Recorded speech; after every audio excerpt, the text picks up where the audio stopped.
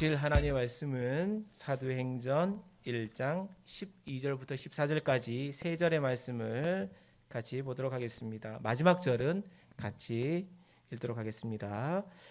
12절을 먼저 읽도록 하겠습니다. 제자들이 감람원이라 하는 산으로부터 예루살렘에 돌아오니 이 산은 예루살렘에서 가까워 안식일에 가기 알맞은 길이라.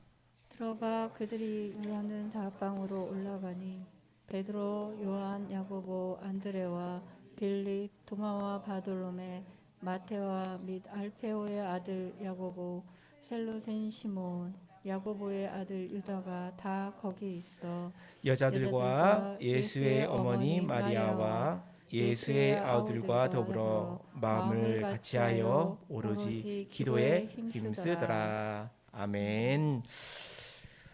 오늘 읽으실 말씀을 가지고 마음을 같이하여라는 제목으로 함께 말씀을 나누도록 하겠습니다.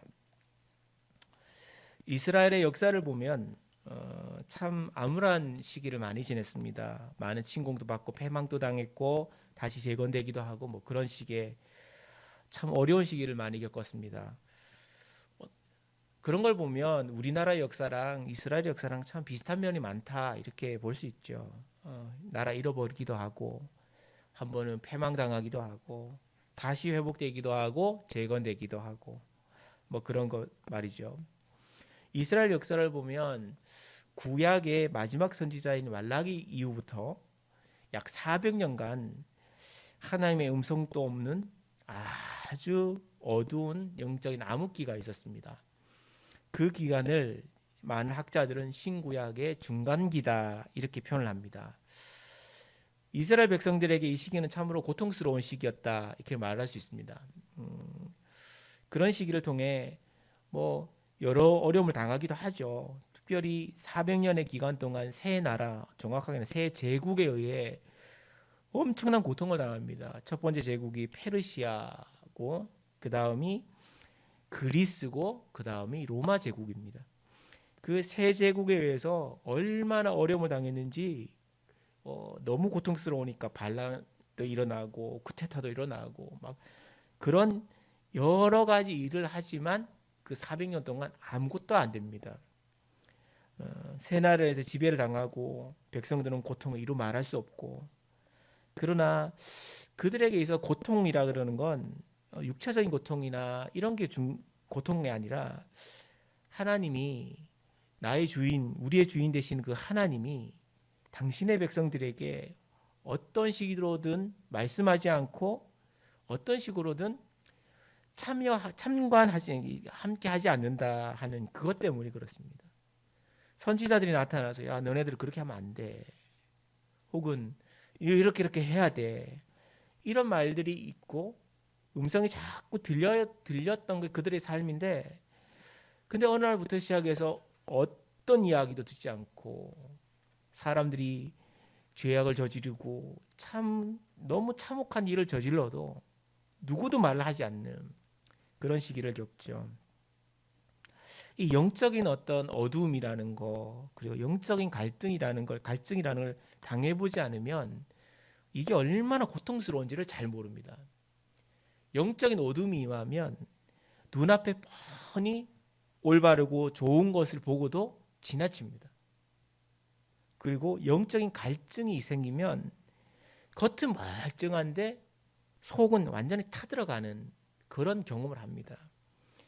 하나님을 직접 경험하고 말씀의 깊은 은혜를 누리다가 어느 날 하나님의 은혜가 그냥 메마른 강처럼 사라져버리는 경우를 이 시기와 비유할 수 있습니다.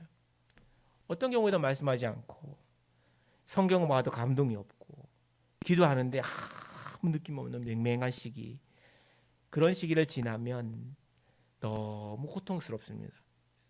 그런 상황에 처하면 겉으로는 정상인데 내적으로는 완전 말라 비틀어진 논바닥처럼 쩍쩍 갈라진 현상이 생깁니다. 그래서 이래저래 뛰고 저렇게 뛰고 뭔가를 채워보려고 노력을 하는 것이 성도들의 삶이기도 합니다. 이스라엘 백성들이 겪었던 이 신구약 중간기라는 거요. 유대인들은 이 시기에 절망감을 가득 안고 성경 속에 있는 메시아를 기다렸습니다. 너희들에게 메시아를, 너희들을 구원할 메시아를 주겠다, 보내겠다, 그렇게 성경이 약속했으니까 그 약속만 기다리고 붙잡고 가는 거죠.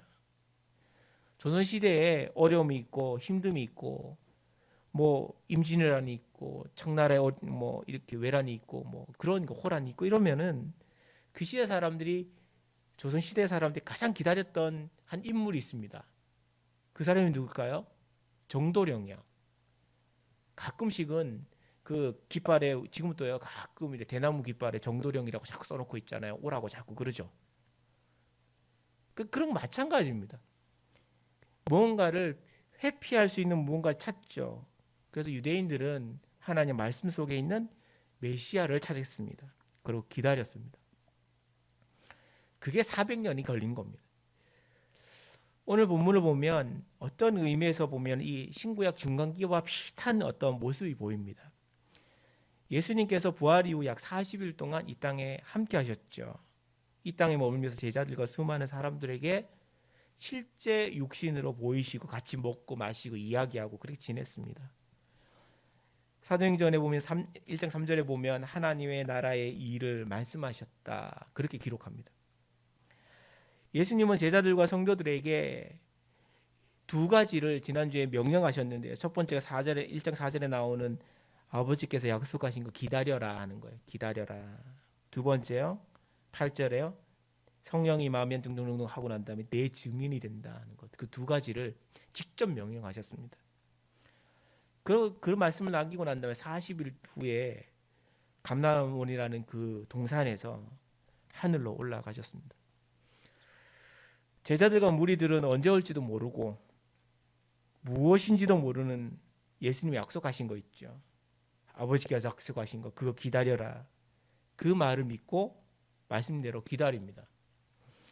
제자들과 무리들에게 예수님의 명령은 거부할 수 없는 겁니다.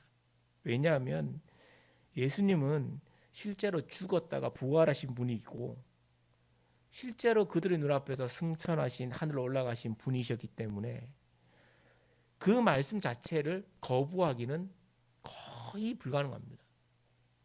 하나님이 직접 우리와 함께해서 말씀하셨으니까 난 그거 싫어. 그러면 이거 말이 안 되는 겁니다. 무엇인지도 모르고 언제 될지도 모르는 그 막역한 기다림, 그러나 확실히 기다려야 한다는 거예요. 그것이 그들에게 주어진 사명 같은 것이었습니다. 이 말씀은 예수님의 말씀이었기 때문에 그들은 옛날에 신구약 중간기에 있었던 그 사람들처럼 절망감을 안고 언제 되려나, 일찍 죽는 게 낫지, 뭐 이런 느낌을 가지고 살았던 게 아니라 오히려 주님이 약속하신 그 말씀이기에 분명히 올 것이다, 그 소망을 가지고 기다리죠. 그리고 그것을 통해 오늘은 인내라는 것과 그 인내의 훈련, 경건의 훈련을 하게 됩니다. 오늘 말씀을 통해 우리는 하늘로 가신 예수님께서 남긴 제자들에게 어떤 해라 이렇게 말씀하셨는데 그 이후에 그들이 대체 어떻게 살았는가 하는 것을 보려고 하는데, 그 두 번째입니다. 그들의 모습을 보면 부흥을 소망하고 기다리는 남서울 전원교회 가족들이 어떻게 살아야 하는가, 어떤 마음을 가져야 하는가와 다 일치하는 순간이다, 이렇게 말할 수 있습니다. 오늘 말씀을 통해 영적인 교훈을 받도록 하겠습니다. 첫 번째요, 한 마음으로 약속을 기다린다 하는 겁니다. 예수님이 십자가에서 죽은 후에 죽은 후에 제자들은 큰 충격 두 번을 받습니다. 첫 번째는요, 부활한 예수님이 갑자기 어느 날 떡하니 나타나신 겁니다. 죽은 그 예수님이 떡하니 살아나서 눈앞에서 먹을 거 내와라, 이렇게 그 앞에서 막 먹고 같이 이야기하고, 어느 날 나는 안 믿어, 이런 도마한테 나타나서 옆구리를 내밀면서 여기 넣어봐라, 손을 보여주면서 그렇게 얘기를 하는 것을 직접 경험합니다. 대단한 충격이죠. 두 번째요, 성경 기록에 의하면 하늘로 올라가신 예수님을 직접 본 겁니다. 눈앞에서 사람이 떡하니 하늘로 올라가는 것, 죽지 않고 살 수 있다는 것, 이 두 가지 사건은 사람이 할 수 없는 일이기 때문에 대단히 충격적인 것이고, 제자들의 입장과 무리들의 입장에서는 예수님이 하나님이시기 때문에 가능한 일이기 때문에 충격적인 겁니다. 하나님이신 그분이 무리들과 제자들과 함께 하셨다는 거, 3년 동안 함께 먹고 나누고 입고 그냥 같이 하셨다는 거, 그들에게 놀라운 은혜이자 축복이죠. 이제 제자들은 예수님이 하신 말씀을 지켜야 할 때, 그때가 왔습니다. 그렇게 말씀하셨습니다. 이성을 떠나지 말고 약속하신 것을 기다리라. 예수님께서 감난원에 승천하신 후에 제자들은 예수님의 말씀에 따라 예루살렘에 모입니다. 마치 준비된 것이 있는 것처럼 사람들이 모여 주님의 약속을 기다립니다. 오늘 본문에 보면은 그들이 모인 어떤 장소가 있는 것 같습니다. 전승, 그러니까 기독교 역사 이야기에 의하면 그들이 머문 다락방이라는 거예요. 그 다락방과 오늘 나오는 그 다락방과 오순절 성령 사건이 일어난 그 곳과 예수님께서 성만찬하신 그곳은 같은 곳이다, 이렇게 말을 합니다. 그게 공식적이지 않지만 마가의 다락방이다, 마가가 가지고 있는 그 집의 다락방이다, 이렇게 표현을 하거든요. 그 같은 장소에서 사람들이 모읍니다. 예수님이 성만찬 나누던 그곳에서 함께 모여 기다리고 성령을 체험합니다. 뭔가 의미 있고 그곳에서 예수님의 흔적을 발견할 수 있는 곳에서 기다리죠. 예수님의 부활과 승천을 경험한 사람들은 모두 한 마음으로 주님의 말씀을 기억하고 지켰다 하는 것에 중요한 점이 있습니다. 여기서 가장 중요한 점은 한 마음이라는 거죠. 오늘 본문을 보실까요? 14절 마지막에 보면요, 예수의 아우들과 더불어 마음을 같이 한다 하는 말이 나옵니다. 그건 예수의 아우들이라는 명칭을 정확히 쓴 거는 그건 인종이라든지 친인척의 관계라든지 뭐 혈연이라든지 학연이라든지 이게 관계없이 증인된 사람들이 모여 같은 증거를 가지고 모여 한 마음을 이렇게 품는 겁니다. 한 마음. 그 한 마음이 뭘까요? 예수님이 약속하신 것을 기다리는 거예요. 기다려. 예수님이 말씀하셨으니까 기다려. 근데 이건 대단히 어려운 겁니다. 그러니까 성경에 자꾸 나오니까 그냥 그런 거지, 이렇게 생각하시는데요. 죽었던 사람이 살아나는 걸 직접 보고 그 사람이 부활해서 승천하신 것도 보고 이러면은 사람들이 뛰쳐나갑니다. 뛰쳐나가서 뭐라고 얘기해요? 그 사람이 하나님이시다. 그렇게 하는 게 정상이거든요. 근데 예수님이 하지 말라 그러죠. 근데 그걸 지킵니다. 속에서는 사실을, 엄청난 사건을 품에 안고 기다리면서 부글부글 끓으면서 멈춰서 기다린다, 한 마음으로. 그 쉽지 않은 겁니다. 말이 안 되는 거예요. 사마리아 여인이 예수님을 만났죠. 그리고 몇 마디 자꾸 나누다 보다가 내가 너네들이 기다리는 그 사람이야, 뭐 이런 거예요. 내가 메시아야, 그 말했더니 사마리아 성으로 뛰쳐 들어가가지고 내가 예수를, 그 메시아를 만났다고 막 떠들고 다닙니다. 그런 거를 보면 제자들과 수많은 무리들은 대단한 겁니다. 말씀을 지키는 거예요. 그들이 함께 모여 주님의 말씀을 지킨다. 이건 진짜 중요한 겁니다. 우리가 예수님의 약속하신 걸 기다리며 한 마음으로 기다린다 하는 것이 대단히 의미가 있는 거죠. 11명의 제자들, 수많은 여인들, 예수님의 가족들, 이름도 기록되지 않은 수많은 사람들이 모여 그 자리에 있습니다. 성경에는 오늘 본문을 읽은 대로 나오지 않지만 그 바로 다음에 15절부터 보면은 15절 상반절에 마저 보면 이렇게 기록되어 있습니다. 모인 무리의 수가 약 120명이나 되더라. 마가의 다락방에 모인 수가 120명이었습니다. 그 사람들이 모여 있는 겁니다. 120명이나 되는 사람들이 한 마음으로 한 곳에 모여 있다. 어떻게 그게 가능합니까? 120명이라는 숫자, 적은 숫자가 아닌데 요즘에는요 10명이 모여도 마음이 맞지 않는데요. 뭐와 의견 하나를 모을 때요, 이렇게 하자 그러면은 10명, 5명이 모여도 의견이 하나로 잘 안 돼요. 그런데 말씀 앞에서는 120명도 함께 한 마음이 된다는 겁니다. 예수님이 왜 여기서 질문하고 싶은 것이 있습니다. 예수님이 왜 제자들과 무리들에게 약속하신 것을 기다려라 그렇게 말씀하셨을까요? 첫째는 묻고 싶은 그런 겁니다. 왜 기다려라 하셨을까? 성령이 임하는 게 그렇게 중요하다 그러면 예수님이 승천하시기 전에 제자들에게 성령을 확 내리고 임하고 예수님이 승천하시면 되잖아요. 근데 왜 그 열흘이라는 공백 기간을 두고 제자들이 수많은 무리들이 모여 머리를 맞대고 있었을까? 성령을 바로 주실 수는 없었을까? 그런 의문이 듭니다. 여기에 대해서 칼빈이 그 주석에서 이렇게 말을 합니다.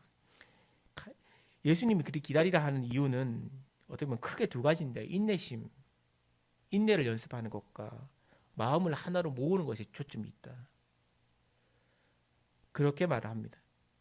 말씀을 통해 영적인 훈련을 예수님이 요구하신 겁니다. 말씀 앞에 기다리는 거예요. 인내하는 거예요. 말씀 앞에 이렇게 모이는 거예요. 많은 교회들이 민주주의라는 얘기를 하면서 하는 얘기가 뭐냐면 의견을 하나로 모아 이게 뭐냐면 다수결 원칙이라든지 이런 걸 얘기를 하면서 네 거 좀 양보하고 너도 양보 좀 하고 이렇게 접점을 찾아 그런 식으로 교회에서 접점 찾는 것을 얘기를 하거든요. 너도 좀 양보하고 너도 좀 양보해. 그건 성경에서 얘기하는 한 마음이 되는 게 아닙니다.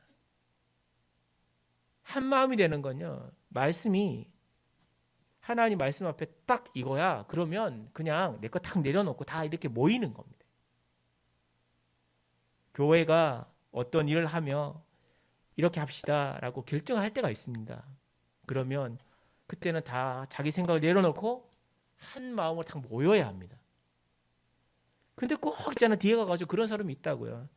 나는 그렇게 생각 안 했는데.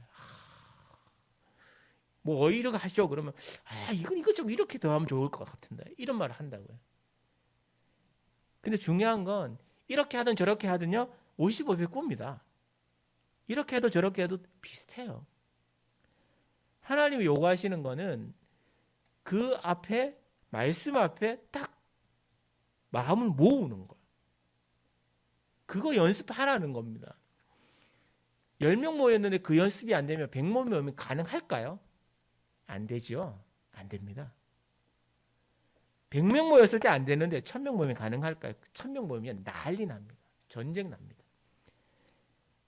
예수님이 그렇게 하신 이유는 칼빈이 말했던 것처럼 인내심을 기리는 겁니다. 이렇게 연습하는 겁니다. 마음을 하나로 모으는 훈련이죠. 예수님이 요구하신 거 핵심이 뭐냐면 이런 겁니다. 너네들이 나의 말을 믿느냐 하는 거예요. 너네들이 나의 말을 믿어? 그러면 믿는다면은 말씀 앞에 이렇게 한 마음으로 모여 전체가 모여. 말씀을 중심으로 모여라. 그걸 훈련하는 것이 오늘날의 말씀이죠. 이 말씀이죠. 그리고 오늘날에도 이건 대단히 중요합니다. 오늘날에 많은 사람들이 그 포스트 모더니즘을 그래서 자기 생각대로 상대주의라 그래서 네 말도 맞고 내 말도 맞고 다 맞아. 그렇게 훈련시킵니다. 네 말도 맞고 내 말도 맞으면요 나중 되면은 다 이상해집니다. 하나님 말씀은 진리 앞에 모든 것이 모이게 하는 것 그것입니다. 주님의 백성들은 말씀을 온전히 믿어 인내할 줄 알고 말씀 앞에 한 마음으로 모이는 것. 그 훈련을 위해 예수님은 초대교회 성도들에게 10일 동안 예수님이 승천하신 이후부터 오순절까지 열흘 동안 공백기를 두셨습니다. 그 공백기 동안 열흘 동안 아마 그 120명의 성도들은 아마 속이 부글부글 탔을 겁니다. 이 말을 하고 전해야 되는데 왜 그런 거예요. 여기서 우리는 예수님께서 하신 것과 그것이 이루어지는 그 사이에 간극이 있다는 걸 좀 알 필요가 있습니다. 예수님 말씀을 하셨죠. 그런데 약속을 이게 될 거야. 기다려. 그랬는데요. 바로 되지 않고 조금의 어느 텀이 있습니다. 시간. 이 부분에 대해서 우리가 좀 생각해 볼 필요가 있습니다. 하나님을 믿는다는 거고 믿는다고 해서 하루아침에 모든 것이 잘 된다고 그러지 않는다는 거죠. 어떤 사람이 예수를 어느 날 갑자기 믿어가지고요, 짠 하고 변하는 그런 경우는 극히 드뭅니다. 극히 드뭅니다. 어떤 분이 평생을 담배를 피우셨습니다. 평생을 담배를 피웠는데 예수를 믿고 나니까 이건 담배는 아닌 것 같아, 그 마음이 드셨어요. 어떤 분은요, 너무 강하게 은혜를 받으면 그냥 툭 던져져요. 던져진다니까요. 근데 툭 던져지는데 어떤 성도들은 그냥 그게 1년을 연습하고 2년을 연습하고 10년을 연습하고 평생을 연습해서 끊는 분이 있다고요. 어느 날 갑자기 되는 건 아니라는 겁니다. 그건 차이가 있는 겁니다. 우리가 기도를 하죠. 주님, 이거 주세요. 이거 너무 필요해요. 그렇게 기도하면 어느 날 갑자기 기도하자마자 툭 하면서 야, 했다 이렇게 던져주는 그런 게 아니라고요. 근데 그런 건 있습니다. 그런 건 있습니다. 너무 급할 때요. 조지 뮬러라는 그 목사가요, 독일계 목사님이 영국에서 고아원을 할 때 애들이 먹을 게 없으니까 아침에 일어나서 기도하는 거죠. 주님 먹을 게 없어요. 그랬더니 그 앞에 지나가던 빵을 실어서 배달하던 마차가 그 앞에서 바퀴가 팍 뿜어져가지고 그 고아원 문 앞에서 부러졌다는 겁니다. 어차피 갖다 주지 못할 거 얘따 공원이나 먹어라 이러면서 던져줬다는 거예요. 기도하자마자 몇 분 지나지 않아. 그럴 수 있습니다. 10,000가지의 기도가 응답이 됐다는데요, 그런 경우도 있어요. 그렇지만 어떤 어른이 기도하시면, 자녀들을 위해서 기도하시면 죽고 난 다음에 응답되는 경우가 있습니다. 그런 걸 많이 겪죠. 그 간극이 있다. 왜 그 간극을 둘까요? 연습하라고요. 기다리는 연습하고 한 마음으로 모으는 연습하라고. 하나님을 믿는다 해가지고 바로 이루어지는 것도 아니고 변화가 바로 일어나는 것도 아니죠. 연습. 믿음으로 기도한다고 해서 바로 이루어지는 거 잘 아닙니다. 근데 간혹 이건 어떻게 보면은 신앙생활하면서 겪은 여러 가지를 종합해 보면 이런 겁니다. 기도했을 때 진짜 잘 응답되는 사람들이 있습니다. 부류가 있습니다. 한번 생각해 보시면 그랬을 겁니다. 어떤 사람의 기도 부탁하면 기도 응답이 잘 돼요. 두 부류가 있습니다. 어떤 사람이냐면 첫 번째가 누구냐면은 예수 믿은 지 얼마 안 된 사람이요. 기도를 부탁하시는 그런 사람들에게 부탁을 하시면 아주 응답이 빠르다 이런 걸 얘기를 드릴 수 있는데, 하나님이 구원하고 이렇게 은혜를 베푸고 난 다음에 예수를 처음 믿는 사람들은 그냥 하나님이 응답을 잘 해줍니다. 왜냐하면 잘 해줘야 믿으니까요. 어린아이가 그냥 울기만 해도 막 갖다 주잖아요. 엄마가 뭐인지 알고. 그런 것처럼 하나님도 갓 태어난 영적인 아기들에게 그렇게 하시는 것 같아요. 필요하시면 그런 분한테 부탁을 하시는 게 좋습니다. 두 번째요. 갓 안수받은 목사들한테 하기 좀 좋습니다. 올해 목사, 저같이 오래된 이렇게 하면 기도를 하죠. 확실히 말씀드리고 싶은 건 기도를 한다는 걸 말씀을 드리고 싶고요. 아침마다 이렇게 오면 여기서 한다는 걸 제가 꼭 말씀드리고 싶고, 두 번째는 웬만하면 기도 응답이 빨리 됐으면 좋겠다 하고 생각하시는 분들은 갓 안수받는 목사들이 있잖아요. 그 목사님들한테 부탁하시는 게 빨라요. 왜냐하면 그분들은 진짜 사명감에 불타는 분들이거든요. 아마 어떻게 보면 하나님과 가장 가까이에 이렇게 계신 분들이지 않을까. 진짜입니다. 목사 되고 난 다음에 막 은혜가 막 넘칠 때가 있습니다. 한 2, 3년은 그 정도 됩니다. 그 다음부터 해가지고 연단의 시간이죠. 참 이후는 연단의 시간이 필요하거든요. 어쨌든 그렇습니다. 여러분, 하나님이 우리에게, 예수 믿는 사람들에게 이렇게 한 마음을 모으도록, 인내를 하도록 연습시키는 과정이 있습니다. 그 과정을 초대교회 성도들에게도 하셨습니다. 이걸 보면서 저희 교회를 이렇게 돌아보면 너무너무 감사한 부분이 있습니다. 봄이 되었죠.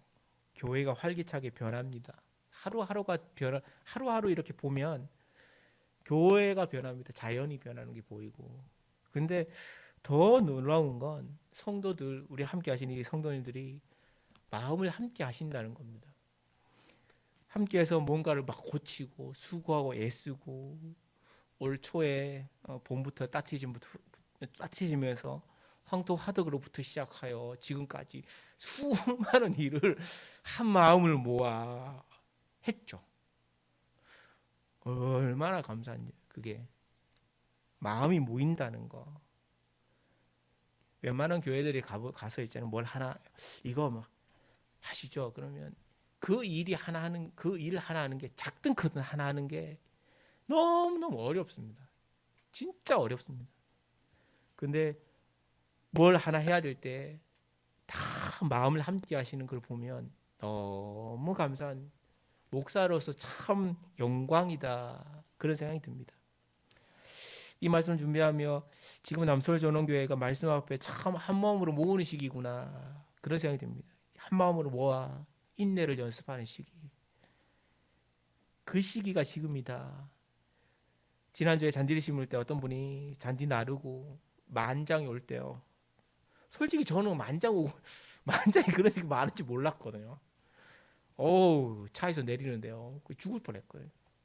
근데 그건 내리고 난 다음에 그거 나르시는 분도 있고, 뭐 줄을 잘라주는 분도 있고, 뭐 그거 못 하시는 분은 음료를 준비하는 분이 있고, 간식 준비하는 분이 있고, 만두 준비하는 분이 있고, 뭐 그런 겁니다.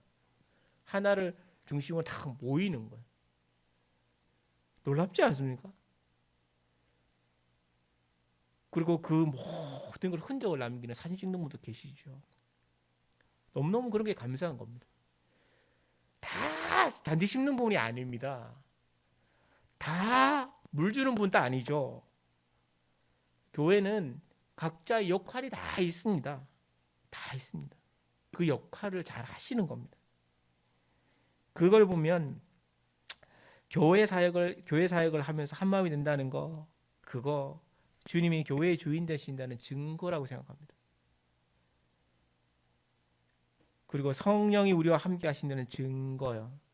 인내를 연습한다는 증거고, 가장 중요한 거, 주님께서 이 교회에 무언가를 하시고자 마음을 가지신다, 시작하셨다라는 증거라고 생각합니다. 그 증거가 곳곳에 이렇게 보입니다. 그게 너무 감사하죠. 우리는 말씀 앞에 기다림을 연습하고 한 마음으로 모이는 훈련할 때입니다. 좀 내 생각이 다를 수 있습니다. 그렇지, 말씀이고 함께 결정을 했으면 함께 마음을 모아야 합니다. 공교회는 지금 그 시간을 가지고 있습니다. 남서전원의 가족들은 나이와 신분과 직분과 상관없이 말씀 앞에 겸손하게 마음의 훈련을 해야 합니다. 이것이 개인적으로 본 담임 목사로 너무 감사한 일입니다. 약속을 바라보며 인내하고 한 마음으로 모으는 남서울 전원의 가족들이 되시기를 간절히 기도합니다. 두 번째요, 주님의 약속을 기대하며 기도한다 하는 겁니다. 우리는 주님께서 십자가 달리실 때를 잘 압니다. 주님께서 십자가에 달리자 제자들과 무리들이 다 흩어졌습니다. 그들이 두려움과 절망에 사로잡혔죠. 곳곳마다 숨어가지고 두려워한다라는 그 문구를 성경 곳곳마다 기록하고 있습니다. 그래서 로데라는 계집아이 하나가 예수님이 살아나셨어요, 막 이렇게 얘기하니까 저 미친 거 아니야? 막 이렇게 얘기하는 게 그들의 상황이었어요. 깜짝깜짝 놀라는 거죠.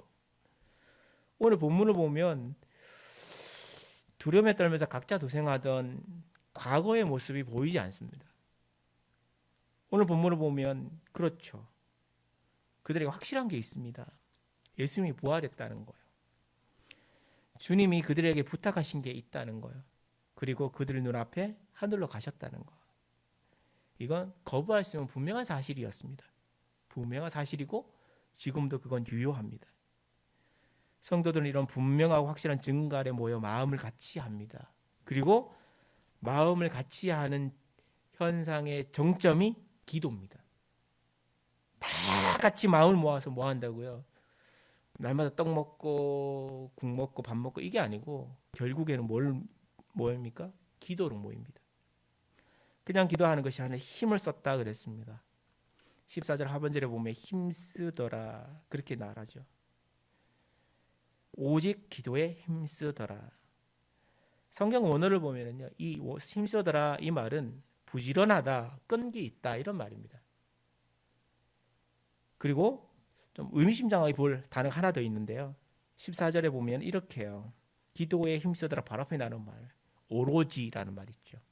이 말이 외국어 성경이나 영어 성경을 살펴보면은 대부분이 이런 거 대부분이 한결같이라는 말로 번역이 됩니다. 이 말이 한결같이라고 번역되는데요. 독일어 성경 한 곳을 살펴보니까 이걸 재미있는 번역을 해놨는데 규칙적으로 이렇게라는 말로 번역을 해놨습니다. 규칙적으로 기도에 힘썼다 이런 말입니다. 한결같이 마음을 같이 했다. 그러니까 성도들은 부지런하고 끈기 있게 한결같이 규칙적으로 기도했다는 말입니다. 한 마음을 가지고 120명의 성도들은 주님의 말씀에 따라 같은 시간에 한결같이 모여 주님이 약속하신 것을 기도했습니다. 주님 약속하신 걸 주세요. 그거요. 그러니까 하나님이 약속하신 예수님 약속하신 게 있다는 거죠. 이 땅에 있는 교회들에게 하나님 약속하신 것들이 있습니다. 말씀대로 하면 성령 역사한다는 거예요. 그리고 말씀을 지키고자 노력하면 하나님이 그들과 함께해서 능력을 주신다고요. 부응하게 하신다고요. 그래서 기도하라는 거죠. 오늘날의 교회들이 잊고 있는 게 있습니다. 가장 중요한 거, 말씀대로 할 때 하나님 역사하신다를 잊고 있는 겁니다. 성경이 뭐라 하는지를 잘 살피지 않습니다. 성경을 잘 보시면, 그리고 하나님 말씀을 잘 이렇게 연구해 보시면 성경이 뭐라 하는지 잘 압니다. 학연과 지연과 그런 거 상관없이 말씀 앞에 모여 기도하는 겁니다. 오늘 많은 설교들을 들어보십시오. 제가 한국교회에 가지는 참 염려스러운 부분이 있습니다. 그게 이건데요. 한국교회에서 많은 설교가들이 설교를 해요. 하는데 성경에 있는 성경 말씀 자체를 설교하는 경우가 그렇게 많지 않다는 겁니다. 성경을 가지고 풀어서 재미있게 자꾸 뭔가를 설교를 한다는 거예요. 성경 자체를 설명하는 분이 잘 없다는 겁니다. 오늘 본문에 왜 이렇게 얘기합니다. 본문은 이 얘기를 합니다. 많은 목사님들이, 그리고 진짜 깨어 계시는 많은 목사님들이 말씀 자체를 설교하려고 부단히 노력합니다. 그건 하나님의 말씀이 능력이기 때문에, 그걸 믿기 때문에 하는 거죠. 말씀을 견지하는 교회만이 부흥을 경험합니다. 하나님은 교회와 성도들에게 그 부흥을 경험하기 위해 한 마음으로 끈기 있게 기도해라, 그렇게 말씀하고 있는 겁니다. 주님의 말씀에 순종하는 성도들은 한결같이 작든 커든 그 약속을 붙들고 기도합니다. 교회를 위해서 기도하고, 나라를 위해서 기도하고, 우리의 자녀들을 위해서 기도하고, 우리의 자녀들의 미래를 위해서 기도하기도 하고, 기도합니다. 그게 말씀 안에서 행해져야 합니다. 오늘 본문을 읽으며 이 교회 남설전원교회 담임 목사로 참 결단하는 거 한 가지가 있었습니다. 그게 뭐냐면 본당의 리모델링 마무리되고 코로나가 어느 정도 안정이 되면 기도회를 해야 되겠다. 기도를 해야 되겠다. 함께 모여 기도해야 되겠다. 한 마음으로. 물론 어떤 시간이 될지 어떤 형식이 될지는 잘 모르겠습니다. 지금은 당장에 어떻게 정리가 될지 모르겠으니까요. 코로나가 언제 끝날지도 잘 모릅니다. 그렇지만 분명한 건 하나님의 마음을 주신다는 건 역사하신다는 증거고, 그 역사의 기본이 기도해야 된다 하는 것입니다. 반드시 기도하는 것이 필요하다. 그러면 하나님이 그 기도 소리를 듣고 응답하신다는 거죠. 교회의 영적인 그릇을 키우기 위해, 주님이 주시는 은혜를 더 받기 위해 개인적인 기도의 자리도 필요하지만 지금은 공동체적으로 모여 교회가 모여 함께 기도함이 필요합니다. 너무 필요한 때입니다. 왜냐하면 이제 거의 끝이 다다라왔기 때문이죠.